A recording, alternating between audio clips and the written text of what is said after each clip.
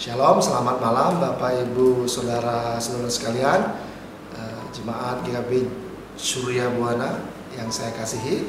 Selamat berjumpa kembali dalam kebaktian rumah tangga KRT di GKB Jemaat Surya Buana ini pada hari ini Kamis 19 Agustus 2021, dan saya mendapat tugas untuk menyampaikan kebenaran firman Tuhan pada hari ini.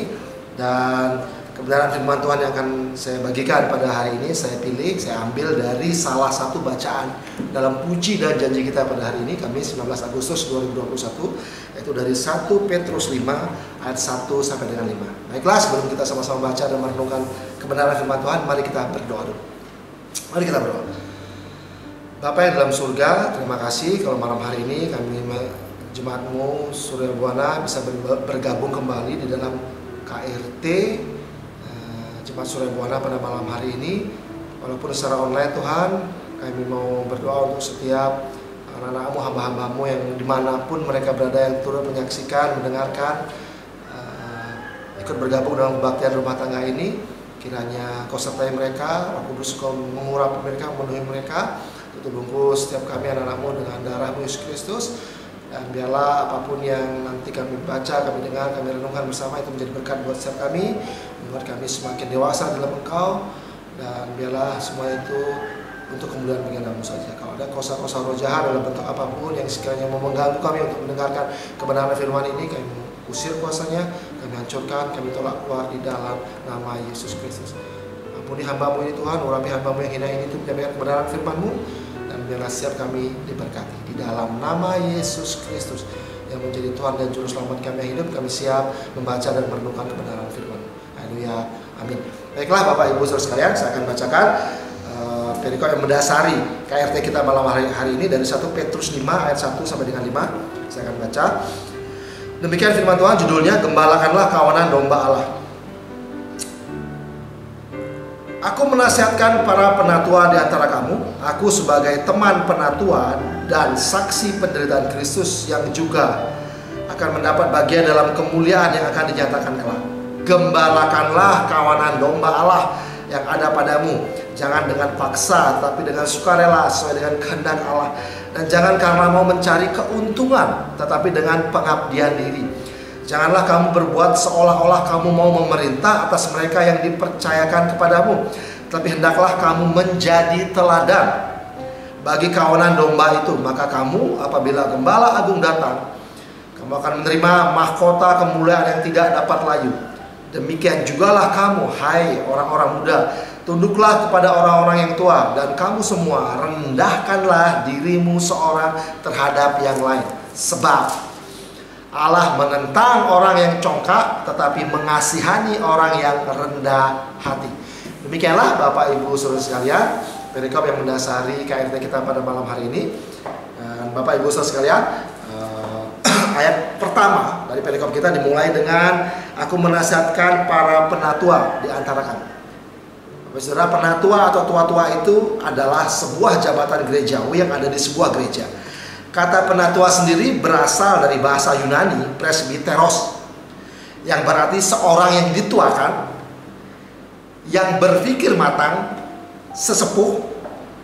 Jadi penatua dapat juga diartikan sebagai pemimpin Kristen. Jadi penatua itu bisa diartikan sebagai seorang yang dituakan, yang berpikir matang, itu sesepuh, itu penatua. Jadi perikop kita hari ini ditujukan kepada orang pemimpin-pemimpin Kristen. Dan saya percaya kalau dalam sebuah gereja, penatua itu bukan hanya majelisnya saja. Oke lah, secara jabatan gerejawi ada penatua, penginjil, diakan gitu.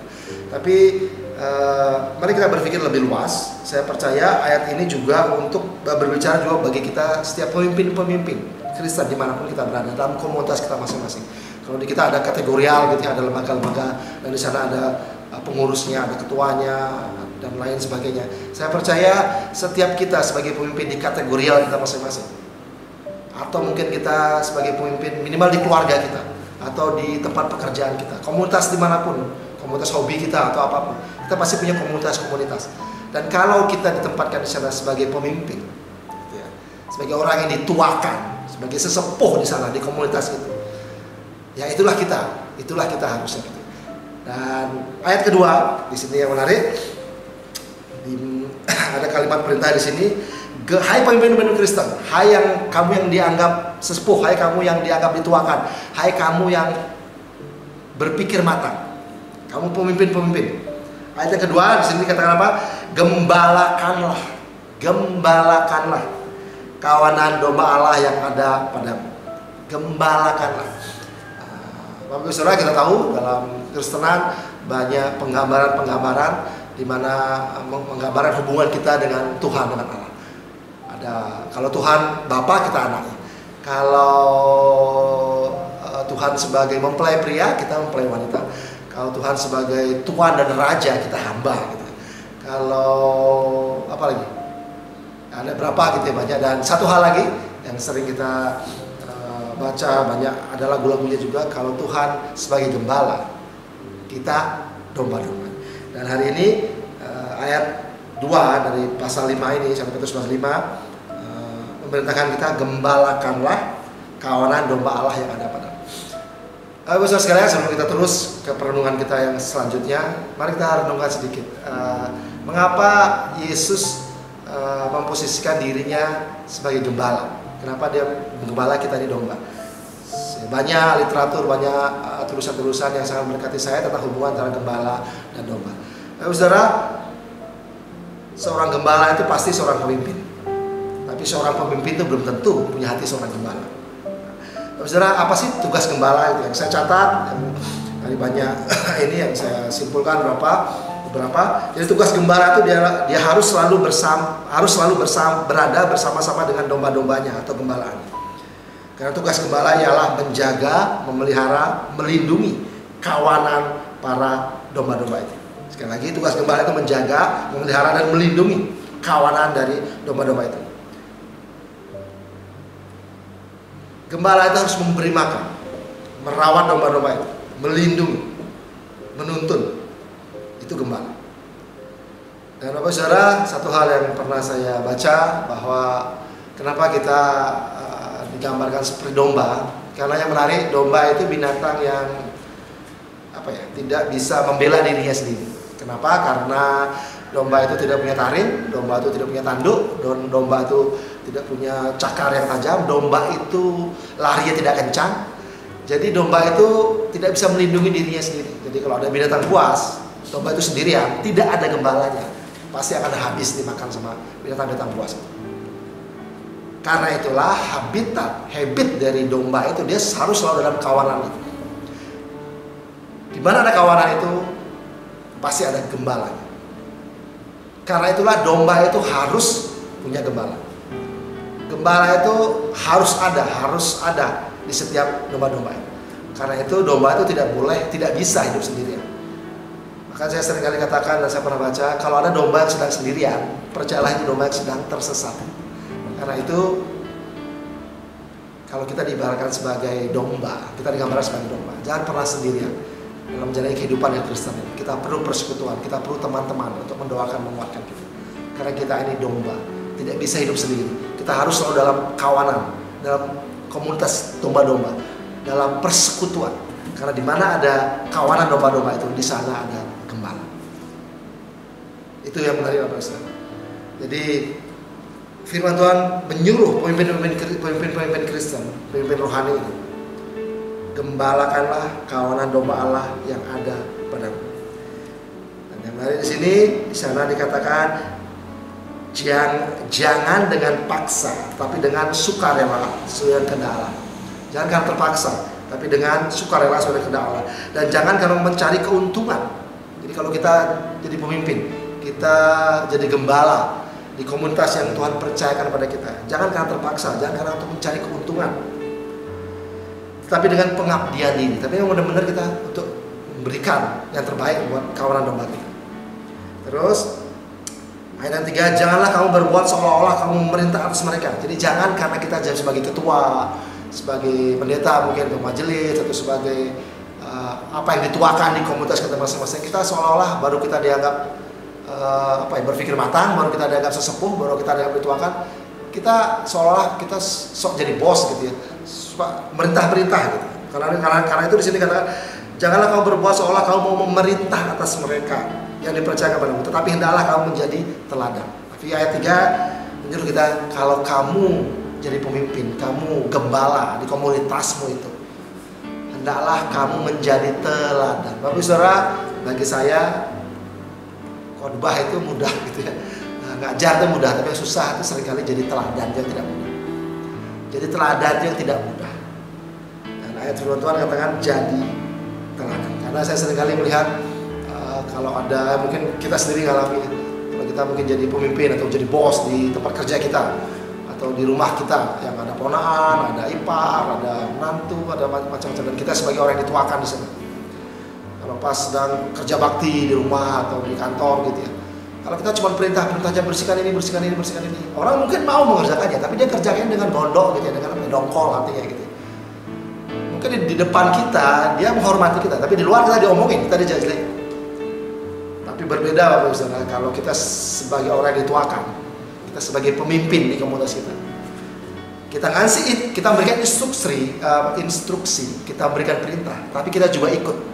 Misalkan, ayo kerjain ini, kita ini yuk bersihin, tapi kita ikut bersihin got misalkan, atau kita melakukan apa gitu. Setiap yang kita perintahkan kepada komunitas kita, kepada orang yang mengikuti kita, pengikut kita istilahnya gitu ya, tapi kita juga ikut melakukan itu. Saya percaya pasti itu akan tindakan kita, teladan kita itu akan membuat mereka tuh semakin respect sama kita, semakin semangat, dan itu membuat suasana di komunitas itu benar-benar bertumbuh hidup satu gitu. Jadi setiap kita diberkati semua. Makanya firman Tuhan katakan, lakukan itu jangan dengan terpaksa, tapi dengan sukarela, saudara kehendak Tuhan, dan jangan karena mau mencari keuntungan, tapi dengan pengabdian diri. Jangan seolah kau mau merintah atas mereka, tapi jadilah teladan. Ayat yang keempat, maka kalau itu yang kita buat, kita melakukan penggembalaan itu sesuai dengan ayat firman Tuhan yang di atas tadi. Ayat yang keempat dikatakan, maka kamu apabila gembala agung datang, kamu akan menerima mahkota kemuliaan yang tidak dapat layu. Demikian jugalah kamu, wahai orang-orang muda, tunduklah kepada orang-orang yang tua, dan kamu semua rendahkanlah dirimu seorang terhadap yang lain. Sebab Allah menentang orang yang tetapi mengasihani orang yang rendah hati. Dan di ayat terakhir dari bacaan kita hari ini, ayat kelima, yang menarik adalah rendahkanlah dirimu seorang yang terhadap yang lain. Sebab Allah menentang orang yang congkak, tetapi mengasihani orang yang rendah hati. Ini menarik Bapak Saudara, berkali-kali banyak ayat firman Tuhan yang mengatakan rendahkanlah dirimu, rendahkanlah dirimu. Karena saya juga mencatat Bapak Saudara, di Matius 23:12 bilang begini, dan barang siapa meninggikan diri, ia akan direndahkan, dan barang siapa merendahkan diri, ia akan ditinggikan. Siapa yang meninggikan, siapa yang merendahkan? Ya Tuhan itu. Sekali lagi, Allah menentang orang yang congkak, mengasihani orang yang rendah. Bayangin saudara, dia menentang orang yang congkak, yang sombong itu Tuhan tentang. Bayangin, kalau kita menjadi musuhnya Tuhan, kata menentang itu kan artinya kita jadi musuhnya Tuhan kalau kita congkak. Jadi orang-orang yang sombong itu ditentang sama Tuhan. Tetapi dia mengasihani siapa? Orang yang rendah hati. Karena kalau kita rendah hati, Tuhan berjanji dia akan tinggikan kita. Tapi kalau kita tinggi hati, dia akan rendahkan kita. Karena Tuhan mengasihi orang yang rendah hati. Dan kembali, sekali lagi poin kita hari ini, gembalakanlah kawanan domba Allah yang ada padamu. Kalau kita dipercayakan Tuhan saat ini sebagai pemimpin atau orang yang dituakan atau sesepuh di komunitas kita masing-masing, mari gembalakanlah dengan sukarela. Jangan karena terpaksa, jangan karena untuk mencari keuntungan, tapi pengabdian diri. Lakukanlah itu bukan seolah-olah untuk memerintah semena-mena tapi jadi teladan. Itu kata firman Tuhan. Karena itu yang Yesus mau. Yesus sendiri berkata, akulah gembala yang baik. Dalam Yohanes 10 ayat 11 sampai 14, Bapak Ibu Saudara bisa baca sendiri. Yesus menyebut dirinya gembala yang baik. Bahkan Yesus berkata di salah satu ayat di Yohanes 10 itu, gembala yang baik memberikan nyawanya buat domba-domba. Bayangin, Yesus memberikan nyawanya buat kita sekali. Kita mengucap syukur kita punya gembala yang baik, Yesus Kristus, yang sudah membuktikan teladan hidupnya buat kita, yang sudah menuntun kita dengan firman-Nya, dengan Roh Kudus-Nya, dengan jalan kebenaran, dan dia sudah membuktikan di kayu salib Dia menyerahkan, dia mengorbankan nyawanya untuk penebusan dosa-dosa kita. Luar biasa. Sekali lagi, mari Bapak Ibu Saudara, gembalakanlah kawanan domba, rendahkanlah dirimu, rendah hati. Kalau kita dipercayakan Tuhan sebagai orang yang dituakan, karena semua yang kita buat ini hanya untuk hormat dan kemuliaan bagi nama Tuhan. Demikian Bapak Ibu Saudara yang bisa saya bagikan dalam renungan KRT kita pada malam hari ini. Tuhan memberkati. Mari kita berdoa. Bapa yang dalam surga, kami mengucap syukur untuk kebenaran firman yang boleh kami terima, kami dengar pada malam hari ini. Ampuni hamba-Mu Bapa kalau ada yang tidak berkenan dalam apa yang hamba sampaikan pada malam hari ini. Sucikan, kuduskan, dan sempurnakan semuanya ini. Roh Kudus, terima kasih hamba-Mu selesai berbicara. Biarlah lebih lagi Roh Kudus, firman yang sudah ditabur, berbicara dalam setiap pribadi dan saudari anak-anak-Mu, hamba-Mu yang mendengar kebenaran firman-Mu pada malam hari ini. Bapa, aku mau berdoa untuk setiap anak-anak-Mu, hamba-hamba-Mu, jemaat Surya Buana dimanapun mereka berada saat ini, untuk semua yang sedang bergumul sakit penyakit dimanapun mereka berada saat ini, apapun kondisi mereka, Bapa, di dalam nama Yesus Kristus, kiranya Bapa jamah, Bapa sentuh, Bapa menyertai mereka dalam melalui saat-saat di mana mereka sedang lemah tubuh Tuhan. Di dalam nama Yesus Kristus, kiranya Bapa sembuhkan, Bapa pulihkan. Bilur-bilur darah-Mu Yesus sanggup menyembuhkan dan memulihkan setiap anak-anak-Mu yang percaya kepada-Mu. Karena Bapa, di dalam nama Yesus Kristus, setiap anak-anak-Mu cepat Surya Buana yang sedang sakit penyakit, Bapa, Kau pulihkan, Kau jamah, Kau beri kesembuhan yang terbaik buat mereka pribadi lepas pribadi. Untuk setiap anak-anak-Mu, hamba-hamba-Mu yang bergumul ekonomi, yang bergumul pekerjaan, yang bergumul tentang pergumulan apapun Tuhan dalam kehidupan mereka. Bapa, Kau yang mengerti, Kau yang peduli segala pergumulan dan permasalahan kehidupan mereka. Kami percaya lebih dari apa yang sanggup kami pikirkan dan doakan, Bapa akan sediakan bagi kami. Karena Engkau Bapa kami yang baik. Engkau lebih tahu apa yang kami butuhkan dan perlukan kepada kami Tuhan. Karena itu Bapa, jamah Tuhan setiap anak-anak-Mu, lawat anak-anak-Mu, nyatakan bahwa Kau Allah yang hidup, Engkau Bapa yang sungguh baik atas setiap mereka pribadi lepas pribadi. Kami percaya tepat pada waktunya Kau akan sediakan buat kami, Kau akan bukakan jalan bagi kami. Karena kami percaya tidak ada yang mustahil di tangan. Terima kasih Bapak, kami berdoa untuk jemaat kami Surya Buana ini, dimanapun setiap jemaat berada, anak-anak berada, Bapak tetap Kau pelihara, Kau lawat mereka, Kau tenik mereka. Dalam nama Yesus Kristus, biarlah Kau tetap jaga segala persekutuan yang ada di jemaat Surya Buana ini Tuhan. Kalau Kau memulai yang baik, Kau mendirikan jemaat Surya Buana ini Tuhan, kami percaya Kau juga menyertai jemaat Surya Buana ini. Jadilah jemaat ini menjadi berkat bagi banyak orang. Biarlah melalui jemaat ini banyak jiwa-jiwa datang berlutut sujud menyembah-Mu Yesus Kristus. Biarlah jemaat ini memuliakan nama-Mu dalam segala program aktivitas jemaat ini. Terima kasih Bapa untuk segala sesuatunya, untuk firman-Mu yang boleh kami dengar malam hari ini. Kami rindu bukan hanya sebagai pendengar, tapi kami mau sebagai pelaku firman. Terima kasih Bapa, pujilah nama-Mu, di dalam nama Yesus Kristus. Kami mengucap syukur untuk kebenaran firman yang boleh kami terima pada malam hari ini. Haleluya, amin. Terima kasih, Tuhan memberkati.